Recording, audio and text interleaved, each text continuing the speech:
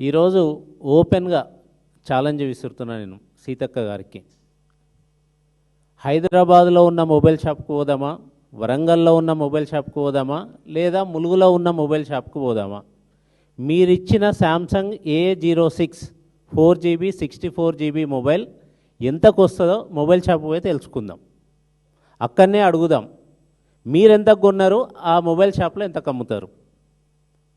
ఓపెన్గా మొబైల్ షాప్లో 7,000 నుంచి 8,000కు వచ్చే ఫోన్ని మీరు 11,650 రూపాయలకు కొన్నామని మీరే చెప్పారు. అంత వ్యత్యాసం ఎందుకున్నది? ఆ డబ్బులు ఎటుపోతున్నాయి? ఒక పక్క 54 కోట్లతో టెండర్ వేసి 14,000 అని చెప్పుకుంటూ మీరు 11,650 అని చెప్తారు. ఇంకా మేము పక్క రాష్ట్రాల కంటే 150 రూపాయలు మిగిలిచ్చినాం మన రాష్ట్రానికి అని చెప్తున్నారు.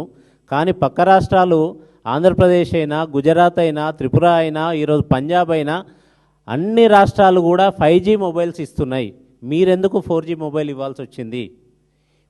మీరు చెప్పిన ప్రైస్లోనే అక్కడ 5G మొబైల్స్ ఇస్తుంటే ఎట్లా 4G మొబైల్స్ ఇస్తారు?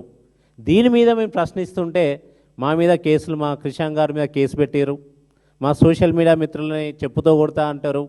అట్లే మా గౌరవ అధ్యక్షులు కేసీఆర్ గారిని ఒక లీగల్ నోటీస్ పంపించారు.